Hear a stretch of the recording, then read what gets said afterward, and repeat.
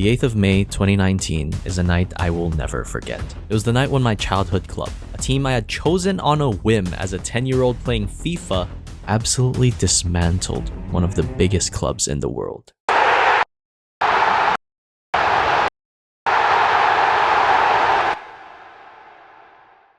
Going into this game, Barcelona were leading 3-0 after Liverpool lost in the first leg of the Champions League semi-final, the most prestigious competition in club football. In order to advance to the final, Liverpool would not only have to score 4 goals to win, but also prevent their opponents from netting a single goal. A challenge that was made harder by the fact that they were missing 2 of their 3 main attackers, Salah and Firmino, while Barcelona had the likes of Messi, Suarez, Rakitic, Busquets, Roberto, Piqué, and Alba, a full squad of club legends. The chances of a Liverpool win were low. If you don't believe me, Barcelona themselves thought they'd sealed the match after this tweet. But the funny thing about history is that it's always written by the winners. Here's Henderson, he's away! Good save! He scored! There's one back! Wijnaldum! Oh, it's in! Wijnaldum! Oh, it's 3! Liverpool are all the way back! Since he was 6, and he spotted that! Oh, they've caught them! They've caught Barcelona napping! Liverpool ended up winning that final, but if you ask me to name a moment from that 2019 competition, my answer will always be that comeback at Anfield. It's a common saying in football, it's never over until the final whistle. And I never thought I would be using it when talking about an anime, because just like how Liverpool clawed its way back to victory against Barcelona, Blue Lock somehow clawed its way back from a similarly hellish start. I guess in the case of this series, it's never over until the final episode.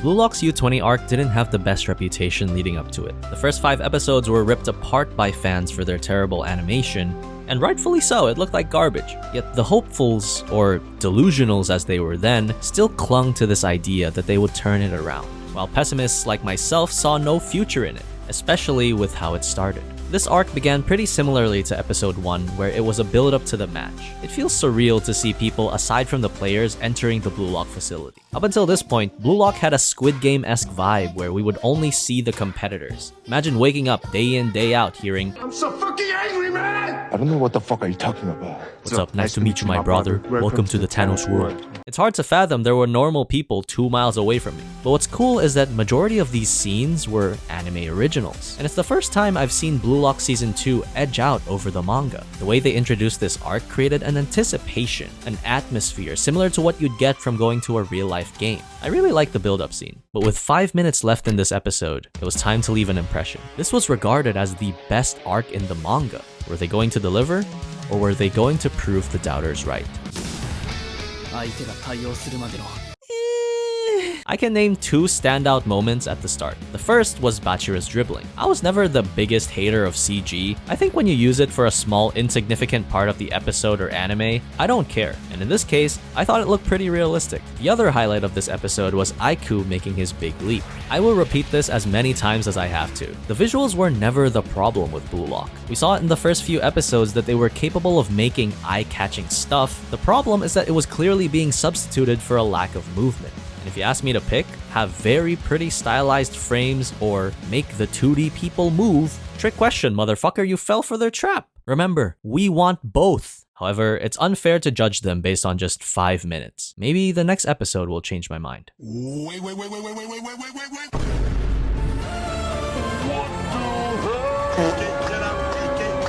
This is what I call PSP animation. You know when you hit your ult in a video game and they play a special cutscene? At this point, a lot of the same problems from past episodes were creeping up, like the lack of movement, the sliding images, the ball just teleporting from place to place, which led to, in my opinion, one of the worst goals ever in this arc.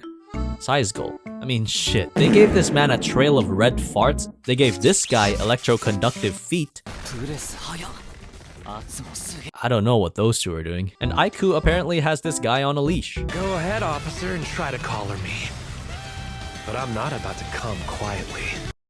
What the fuck? I took a quick look at the manga and it was literally the exact same scenes, down to the very last stroke. This is the part where you expect me to say it spoiled the moment for me, that it ruined my experience and the arc is doomed. But it's not. In fact, I'd argue it got the job done. Individually, these scenes may not look the best, but they got their point across, that the U20s are a force to be reckoned with. And that's not me giving excuses for the lackluster animation. No, that's me giving compliments to the author of Blue Lock for writing such a gripping story. The reason why this still worked is because he did such an amazing job selling us the weight of the game. Yes, they could have made these scenes look better, but if it achieves the same goal of showing us the U20's strengths, then the animators have to sacrifice quality somewhere, especially knowing the conditions they were in and the pressure that was put on them by the production company.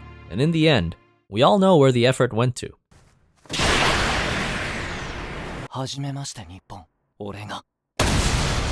The moment this showed up, I couldn't help but watch in utter amazement. The build-up was suspenseful, the abrupt cut of the soundtrack was unexpected, the move was executed fluidly, not a single frame was wasted.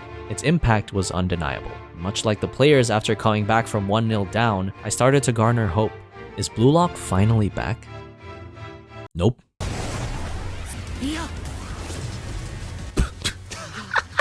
What the fuck is this? Is this a move?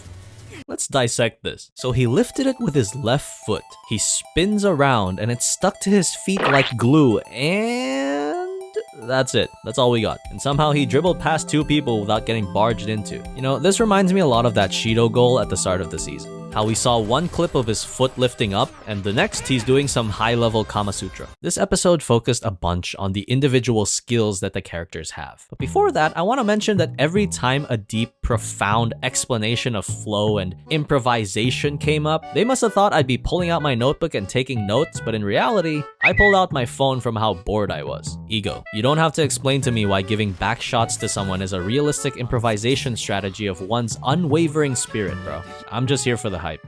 And hype, it gave. It was painfully clear that these guys were mere stepping stones for the real players of the match. Because while they were getting video game animations, Blue Lock's 11 were getting the VIP treatment. You got Nico, who turned into Prime Toph, visualizing everybody's movements, downloading and reacting to every little twitch, stamping himself as the exterminator of strikers. Karasu, with his crow-like design, doesn't stop at his hair, but starts with his brain. Somehow always being 3 steps ahead of the enemy, able to analyze the game before anyone else. And who does it benefit?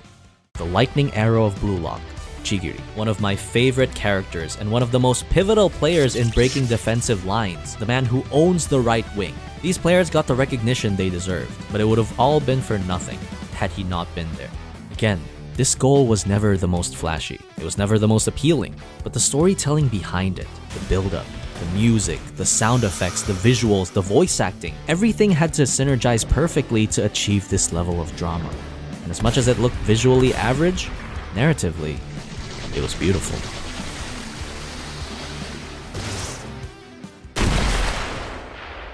(2-1) Halftime. So for this video, I bought this Blue Lock trading card booster pack for like $3. It's not because I developed a crippling addiction to Pokemon cards and I just saw this after buying a box or anything.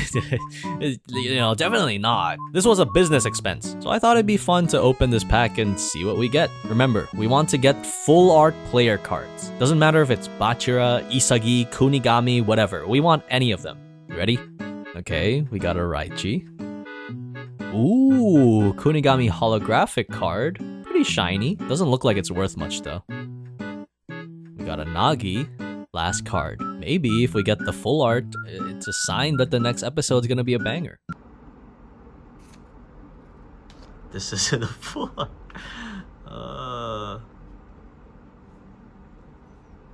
That was underwhelming as shit. That was underwhelming as shit. Kinda like episode 9, which built up Sai and Rin's backstory.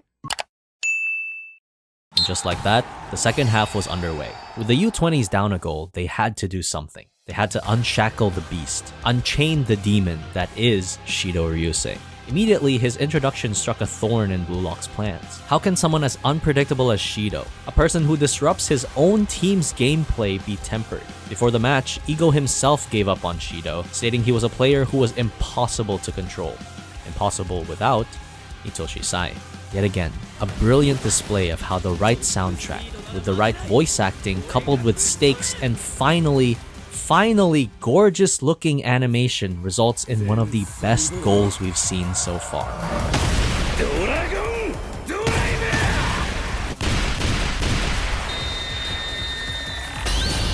Blue Lock tried to counter by bringing on Reo and Hiyori, but even with bolstered reinforcements, they were no match against the demon. The second that ball went in the air, it only took 3 minutes. From a rising tension in music, followed by visuals of an unfertilized egg.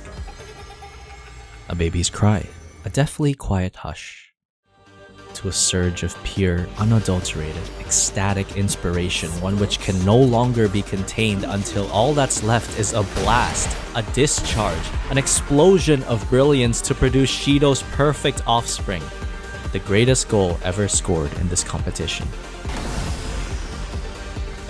This was the moment Blue Lock flipped a switch in my head. Before this goal, I was still spotting flaws in the animation, things that made me question whether they truly improved since the first episodes. But after that ball went into that net, my mind blanked. My shitty little analytical brain clocked out and I was completely entranced, swallowed by the game's hype. From that point on, it didn't matter if I was being shown still frames or if no one was moving because I was so invested in the story my brain tuned it all out. And ironically, I think that's the point where Blue Lock made its comeback, right when they started losing. Whenever I make these videos, I have a list of notes that I take down while I watch the show. And a common trend I notice is that for good shows, I typically start off with a lot of notes at the beginning, and they slowly peter out as the episodes go on. Likely because I'm more focused on enjoying the show rather than criticizing and commenting on it. And that to me indicates that they simply did a good job, when I can just sit back and enjoy what I'm watching. This next part is where the anime went, fuck it, let's let everybody shine. It starts when Baro comes on to replace Otoya. He puts on his Ronaldo boots and begins chopping defenders left and right, leading to a shot that rattles the right post. It lands graciously to the professor. Yukimiya, who dances past the U20s with the most vibey streetball performance they've ever seen. I don't even know what a gyro shot is, but Aiku blocks it, going into full Gundam mode, defending like a freaking android to initiate the U20 counter. The genius has the ball. Sai lands a peach of a pass to Shido, who's left with only the right side of the goal to target. Will he go top or bottom corner? Gagamaru makes the dive to go down, but the ball suddenly whips up. It's all but over when Gagamaru curls his feet up. Now it's the Chameleon's turn. They shout for him to kick it out for a corner, but watching his true love shine more than anyone else in the pitch, he nails a perfect copy, a trap, a lift, into a jumping turn. And just like that, Blue Lock's on the counter. Nagi's otherworldly touches put Isagi behind the defenders, but Sai makes quick work to cover. He isn't the only one who recognizes Isagi's genius though. Isagi! An outstretched leg to pass to Rin, but Aiku is hot behind his tail. The king is back.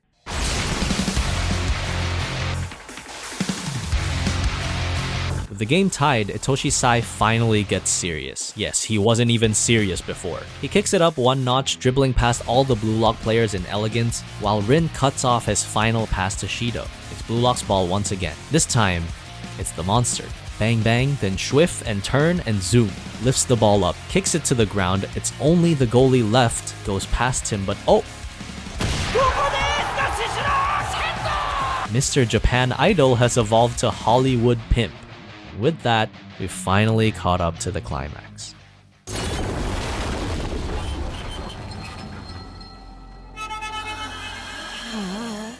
Now, I'm sure everyone who's watching this has finished watching Blue Lock, and if you haven't, I don't know why you'd willingly keep spoiling yourself till this portion of the video, but regardless, the final action sequence between Rin and Sai was a masterpiece. Reminiscent of JJK's Sukuna vs Mahoraga, it felt like I was watching a completely different anime. I want to give credit to Hajime Nihira, the person who worked on this episode, and all the other animators who put in unbelievably strenuous work from the start to give us at least something to watch. I gave the animation a lot of shit in my last Blue Lock video, but I want to clarify that I was not attacking the animators in any way. How could I when only one person was working on 5 episodes? That's crazy!